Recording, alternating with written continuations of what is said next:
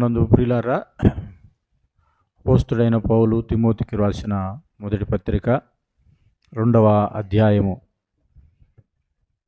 8వ వచనాన్ని మనం చదువుకున్నాం. 8వ వచనం ఒక శ్రేష్టమైన వచనం, లేకపోతే ప్రత్యేకమైన వచనం. ఎందుకంటే 9 నుంచి 15 వచనాల వరకు స్త్రీల గురించి చెప్పాడు. 8వ వచనం ఒక్కటి మాత్రమే పురుషుల గురించి చెప్పాడు. అనగా సంఘములో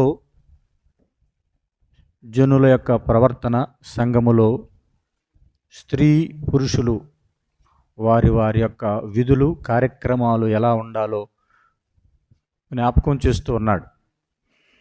అయితే పురుషులు అనే మాటను జ్ఞాపకం చేస్తూ, పురుషులు పవిత్రమైన చేతులెత్తి ప్రార్థన చేయాలి అన్నాడు. ప్రార్థన చేయటానికి ప్రతి స్థలము అనే మాటను పురుషుల కొరకు ప్రత్యేకంగా ఉపయోగించినట్లు మనం చూస్తున్నాం. అనగా స్త్రీ పురుషులకు ఉన్నటువంటి భేదము ఏమిటి అంటే, స్త్రీలు అన్ని చోట్ల ప్రార్థన చేయటానికి వారికి అవకాశం ఉండదు. కానీ పురుషులు ప్రతి స్థలమందు, ఇంగ్లీష్లో ఎవ్రీవేర్ అని రాయబడింది, ఎవ్రీ ప్లేస్. నిజంగా మరి పురుషులు ప్రతి స్థలములో ప్రార్థన చేయాలి అని జ్ఞాపకం చేస్తున్నాడు. అయితే ఎలాంటి ప్రార్థన చేయాలి అని చెప్తున్నాడంటే, వారు కోపమును సంశయమును మానుకొని పవిత్రమైన చేతులెత్తి వారు ప్రార్థన చేయాలి అనే మాటను మనం చూస్తున్నాం ప్రియులారా. అనగా పురుషుల యొక్క ప్రార్థన ఎలాంటిది అంటే, అది బహిరంగమైన ప్రార్థన. బహిరంగంగా పురుషులు ఏ స్థలములోనైనా ప్రార్థన చేయొచ్చు, ఎక్కడైనా ప్రార్థన చేయొచ్చు. ఏ పరిస్థితుల్లో ఉన్నా కూడా పురుషులు ప్రార్థన చేయొచ్చు. ప్రత్యేకంగా సంఘాలను గురించి జ్ఞాపకం చేస్తూ, సంఘములో పురుషుల యొక్క ప్రత్యేకమైన బాధ్యత ఏమిటి అంటే ప్రార్థన చేయాలి. అది పురుషులకు ఇవ్వబడిన బాధ్యత. మరి స్త్రీలు అనేక ప్రదేశాల్లో వారు ప్రార్థన చేయటానికి అవకాశం వారికి ఉండదు. అందును బట్టి పురుషులను ప్రత్యేకంగా జ్ఞాపకం చేస్తూ ఉన్నాడు. అయితే బహిరంగముగా మనము ప్రార్థన చేయాలి అన్నప్పుడు, కొన్నిసార్లు బహిరంగంగా ప్రార్థన చేసేటప్పుడు మన ప్రార్థన ఎలా ఉంటుందంటే, వేషధారణతో కూడిన ప్రార్థన కూడా ఉంటుంది ప్రియులారా. అనగా మత్తయి సువార్తలో చెప్పాడు, బహిరంగంగా మీరు ప్రార్థన చేయనప్పుడు వేషధారుల వలె ఉండవద్దు అని జ్ఞాపకం చేశాడు. బహిరంగంగా ప్రార్థన చేసేటప్పుడు కొంతమంది ఏం చేస్తారంటే, మనుషులకు కనబడాలి అనే ఉద్దేశంతో ప్రార్థన చేస్తారు. మనుషుల కొరకు అంటే, దేవుడు చూడాలి, నా ప్రార్థనను దేవుడు చూడాలి, దేవుడు వినాలి అనే ఉద్దేశం వారికి ఉండదు. అనగా వారు దేవుని దృష్టిలో వేషధారులుగా కనపడతారు. అందును బట్టి మీరు బహిరంగముగా ప్రార్థన చేయనప్పుడు, సాధారణంగా మరి నీవు ప్రార్థన చేయనప్పుడు నీవు తలుపు వేసుకొని నీ గదిలోనికి వెళ్ళి ప్రార్థన చేయమని చెప్పాడు. కానీ నువ్వు ప్రార్థన చేయనప్పుడు, బహిరంగంగా నువ్వు ప్రార్థన చేసేటప్పుడు ఏమన్నాడండి, వేషధారుల వలె ఉండవద్దు అని జ్ఞాపకం చేశాడు. వేషధారణ జీవితం విశ్వాసికి ఏమాత్రము సరిపోయింది కాదు. పిల్లరా, మరి వీరు ప్రార్థన చేస్తున్నప్పుడు దేవుడు వారిని ప్రత్యేకంగా వేషధారుల వలె ఉండవద్దు అని ఎందుకు జ్ఞాపకం చేశాడంటే, వేషధారణ కలిగి ప్రార్థన చేసేవారు ఉన్నారు.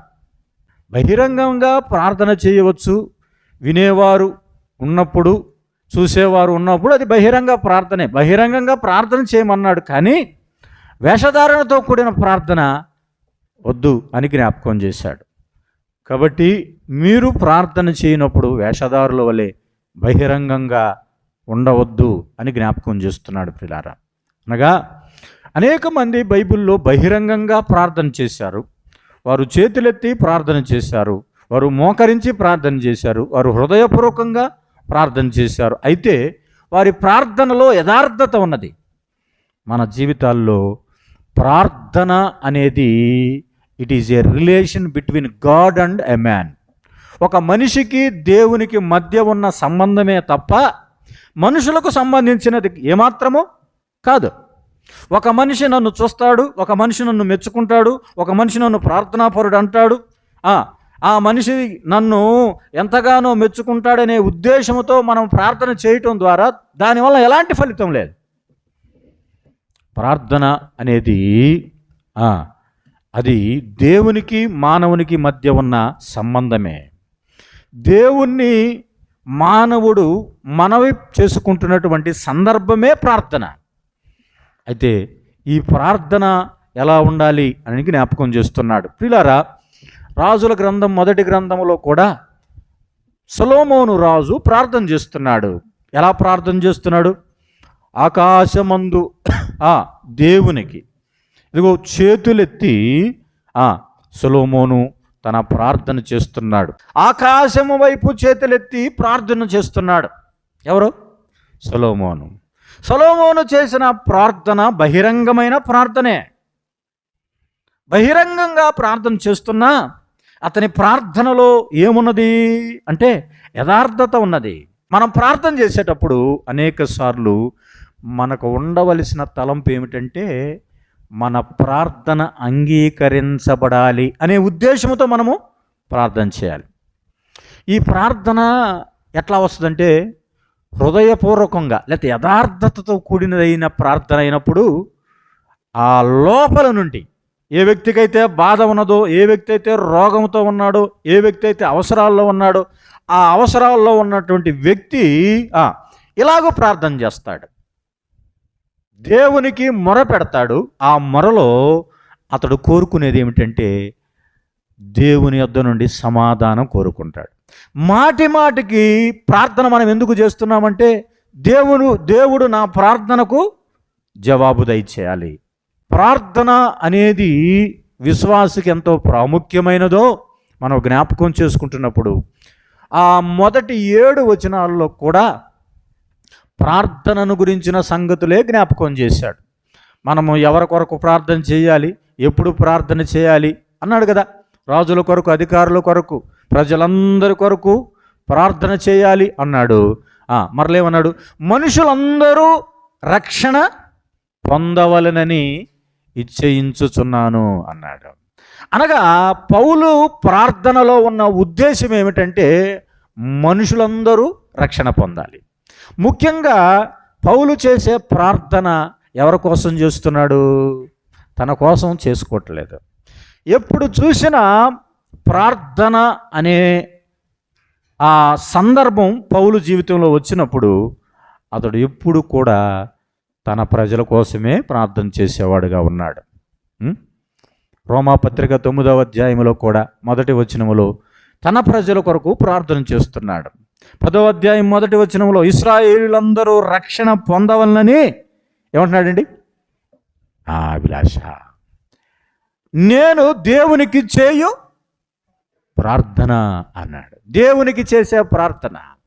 ఇదిగో నేను నా సహోదరుల్లో నుండి వేరైపోయి అంటూ అక్కడేమన్నాడు? శాపగ్రస్తుడనై అనే మాటను ఉపయోగించాడు. దేని కొరకో తెలుసా? తన సహోదరుల కొరకు, తన సమాజం కొరకు, యూదుల కొరకు, తన ప్రజల కొరకు ప్రార్థన చేస్తూ ఉన్నాడు. ఇక్కడ కూడా మరి ప్రార్థన చేస్తున్నట్లుగా మనం చూస్తూ ఉన్నాం. ఏం చేస్తున్నాడండి? ప్రార్థన చేస్తూ ఉన్నాడు. పిల్లారా, మనుషులందరి రక్షణే అతనికి ప్రాముఖ్యమైనదిగా ఉన్నది. అయితే పౌలు యొక్క ప్రార్థన తన ప్రజల కొరకు ఎక్కువగా ప్రార్థన చేశాడు. తన కోసం చాలా తక్కువగా ప్రార్థన చేసుకున్నాడు. ప్రార్థనా జీవితం పౌలులో ఉన్నది. అయితే ఒకసారి ప్రార్థన చెయ్యమని రాజుల కొరకు, అధికారుల కొరకు, ప్రజలందరి కొరకు ప్రార్థన చేయాలని దేనికోసం అక్కడ చెప్పాడు. మనుషులు క్షేమంగా ఉండాలి అంటే ప్రార్థన చేయాలి అని జ్ఞాపకం చేశాడు. ప్రార్థన చేయాలని జ్ఞాపకం చేసి మరలా ఇప్పుడు 8వ వచనంలో మరలా ప్రార్థన చేయమంటున్నాడు.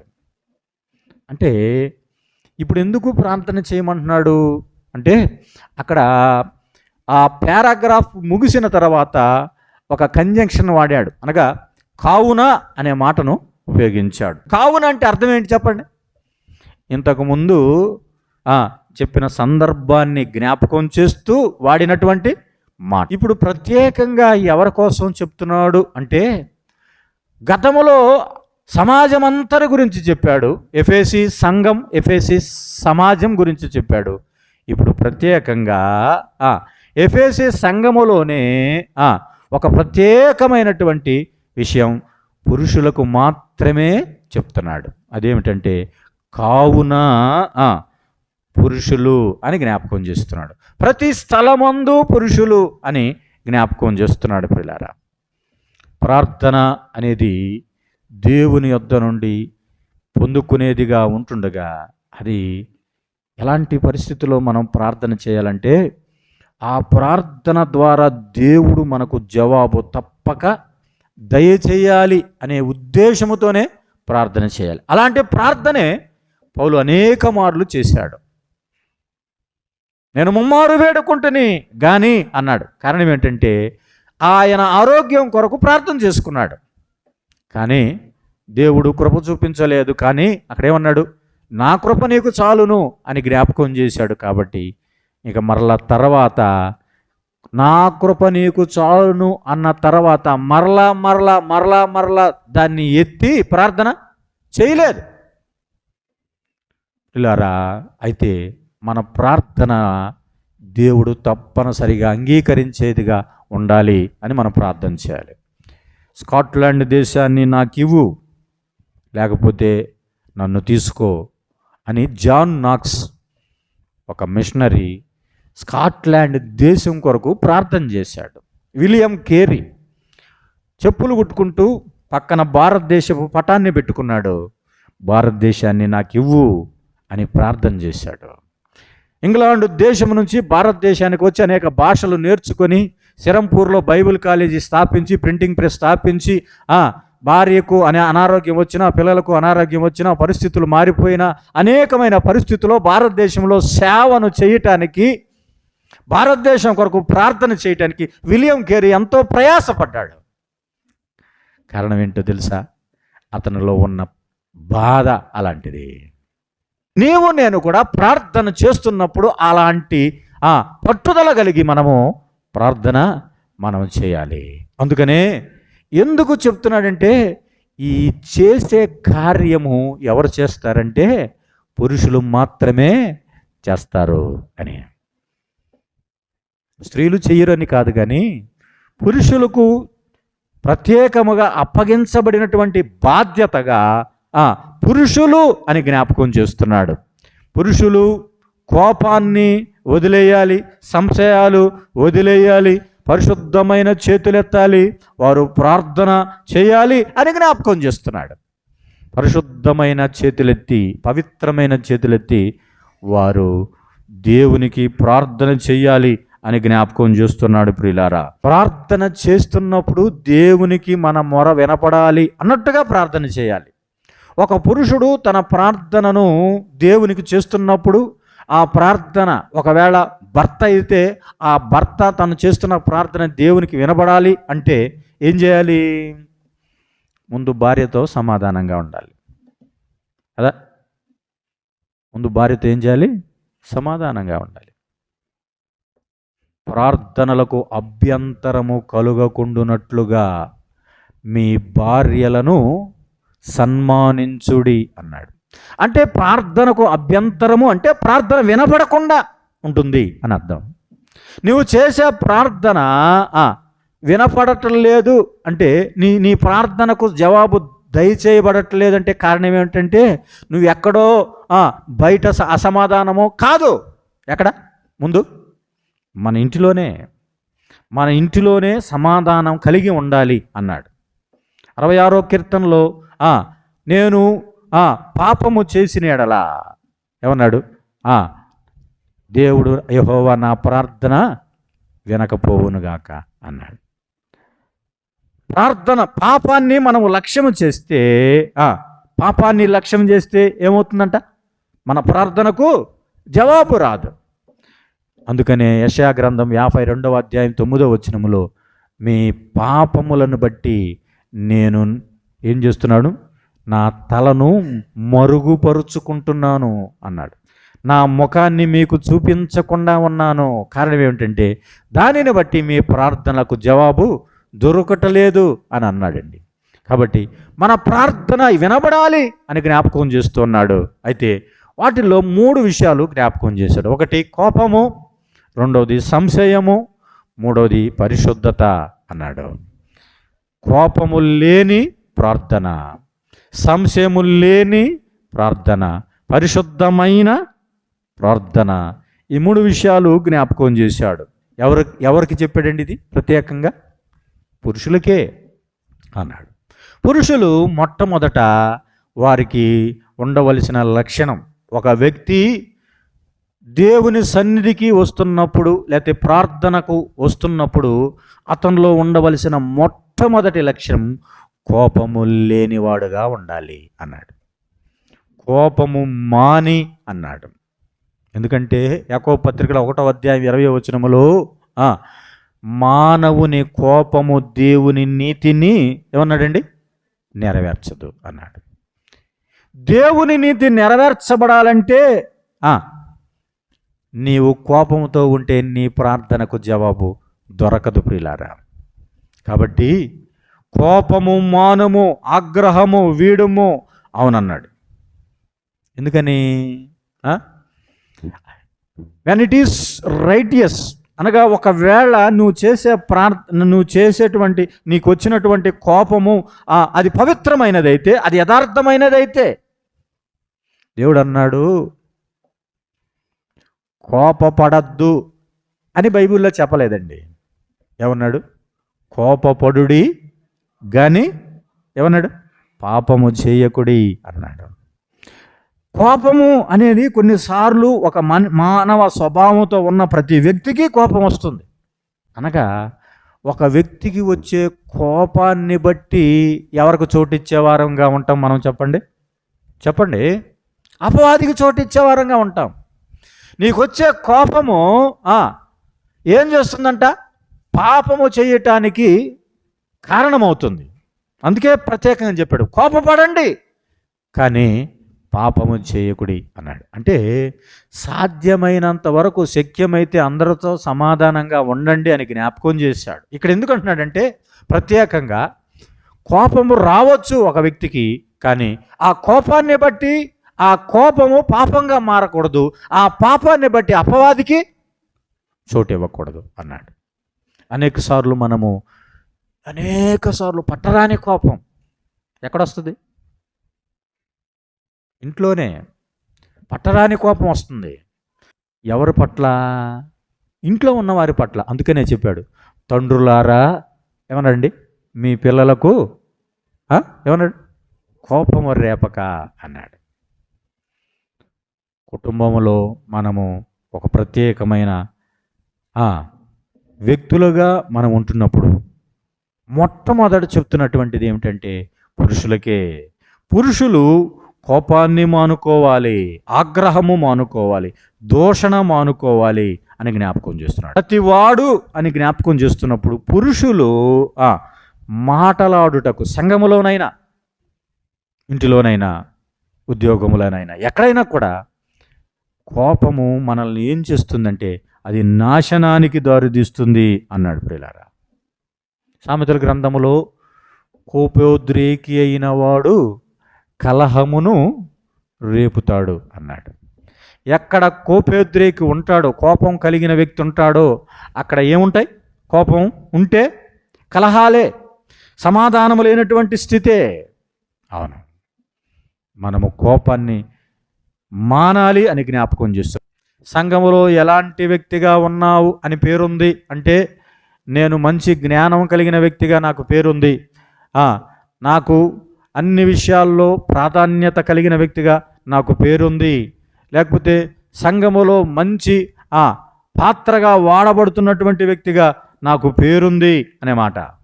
లేకపోతే బెదిరించే వ్యక్తిగా పేరుంది, లేకపోతే వాదించే వ్యక్తిగా పేరుంది, లేకపోతే వివాదాలకు వెళ్ళే వ్యక్తిగా పేరుంది నాకు. ఘర్షణ వాతావరణంలో ఘర్షణ పెట్టుకునే వ్యక్తిగా నాకు పేరుంది. సంఘంలో మనకు అనేక రకాల పేర్లు ఉంటాయి.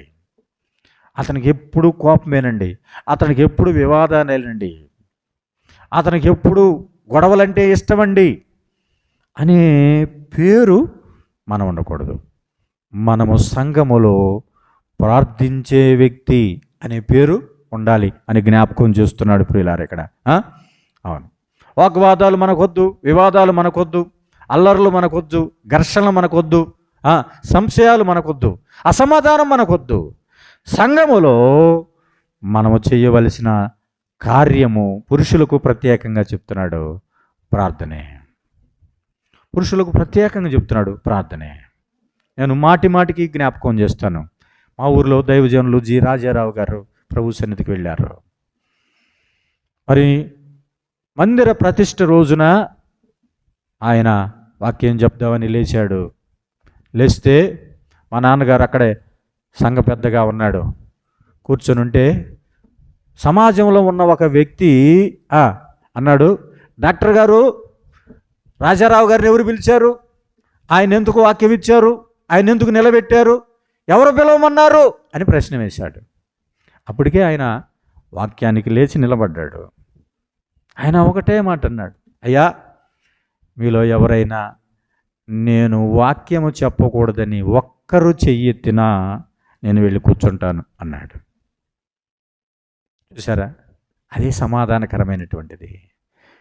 ఆయన అన్న మాటకి మరలా తిరిగి ప్రత్యుత్తరముగా కోపంగా, నేనే ఈ మందిరాన్ని కట్టాను, నేనే దీనికి స్థాపకుణ్ణి, నువ్వెవరివి అని అంటే ఏమవుతుంది? అది గొడవ పెద్దదైపోతుంది. మనం ఎవరమైనా సరే మనము ప్రార్థన చేసేవారంగా ఉన్నప్పుడు మనము ఎలా ఉండాలి? సంశయము అనే మాట, లేకపోతే వివాదము లేని వ్యక్తులంగా ఉండాలి. ఆ వ్యక్తి వివాదాస్పదమైన వ్యక్తి అనే పేరు మనకి రాకూడదు. అర్థమైందా? సంఘాల్లో వివాదాలు సృష్టించేవారు ఉంటారు, వివాదాలు కల్పించేవారు ఉంటారు, వివాదాలు పెట్టుకునేవారు ఉంటారు. అనేక సంఘాల్లో మనం చూస్తూ ఉంటాం.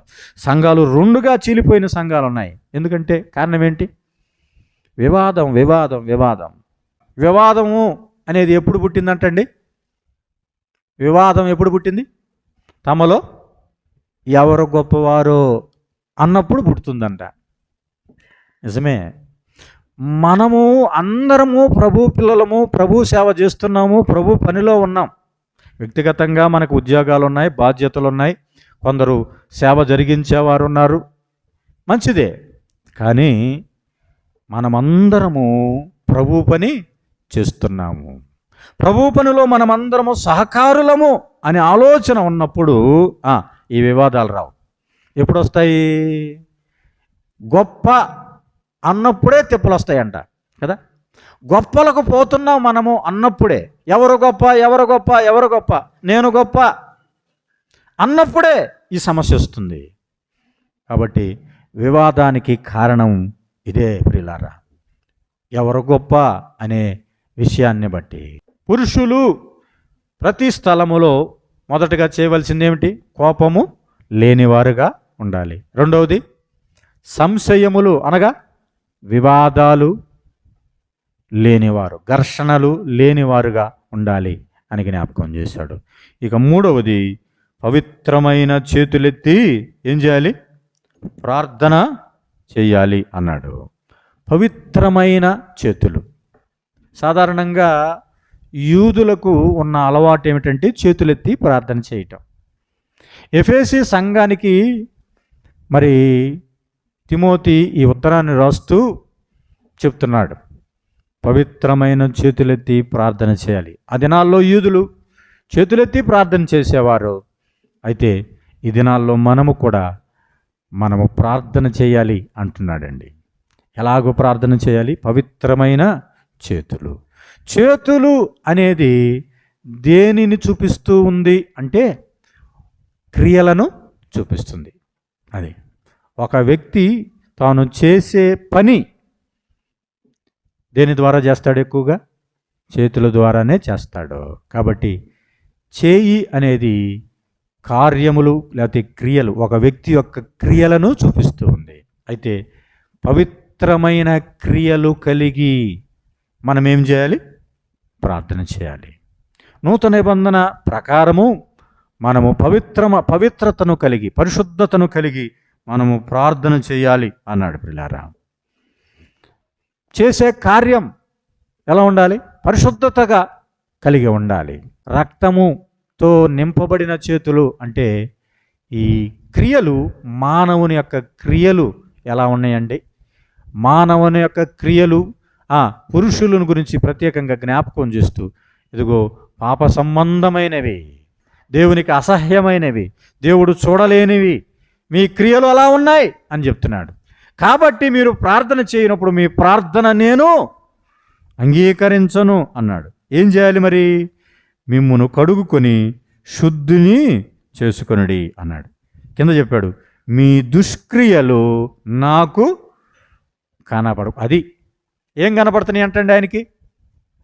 దుష్క్రియలు, పాపపు క్రియలు కనపడుతున్నాయి. ప్రతి వ్యక్తి ప్రార్థన చేయడానికి వచ్చినప్పుడు ఈ దుష్క్రియలు కనపడకూడదు. పాపంతో నువ్వు ప్రార్థన చేస్తున్నావా? పాపం ఒప్పుకొని ప్రార్థన చేస్తున్నావా? కోపంతో ప్రార్థన చేస్తున్నావా? కోపము లేనివాడుగా నువ్వు ప్రార్థన చేస్తున్నావా? రాత్రివేళ కోపమును, సంశయమును మాని పవిత్రమైన చేతులెత్తి నువ్వు ప్రార్థన చెయ్యాలి అన్నాడు.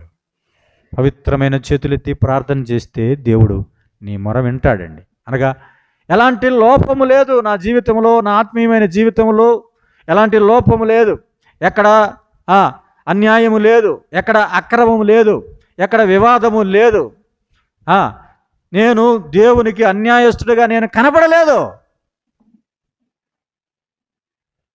నేను అన్యాయస్తుడిగా ఉంటే 1కి 4 ఇస్తానన్నాడు. ఎవరండి?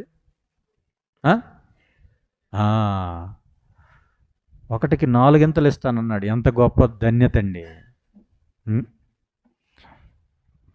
మొత్తం ఇంకా ప్రభువు నమ్మిన తర్వాత తన జీవితం డబ్బుతో కాదు నా జీవితం అనుకున్నాడు. అనేక సార్లు మనము ప్రభువుని సేవిస్తున్నప్పుడు మన క్రియలు దేవుడు చూస్తూ ఉన్నాడు అని జ్ఞాపకం చేస్తున్నాడు. నిర్గమకాండం 17వ అధ్యాయంలో వాళ్ళు రెఫీదీములో దిగి యుద్ధం చేస్తూ ఉన్నారు. మోషే చేతులెత్తాడు. మోషే చేతులెత్తినప్పుడు ఇశ్రాయేలీలు ఏం చేయబడుతున్నారండి? ఇశ్రాయేలుకి ఏమొచ్చింది? విజయం వచ్చింది. క్రీస్తు ప్రభు ఆ రీతిగా తండ్రి ఎదుట గెత్సెమనెలో ఆయన ప్రార్థన చేశాడు. తండ్రికి ప్రార్థన చేశాడు. ఆయన ఎక్కడ కూడా వివాదాస్పదమైన వ్యక్తిగా కనపడలేదు. ఎక్కడ కూడా వివాదాస్పదమైన వ్యక్తిగా ఆయన కనపడలేదు. అన్ని విషయాల్లో తగ్గించుకున్నాడు. 17వ అధ్యాయం యోహాను సువార్తలో ఆయన తండ్రికి చేసిన ప్రార్థన స్పష్టమవుతూ ఉంటుంది. కాబట్టి మనం అలాంటి అనుభవంతో మనము ప్రార్థన చేద్దాం.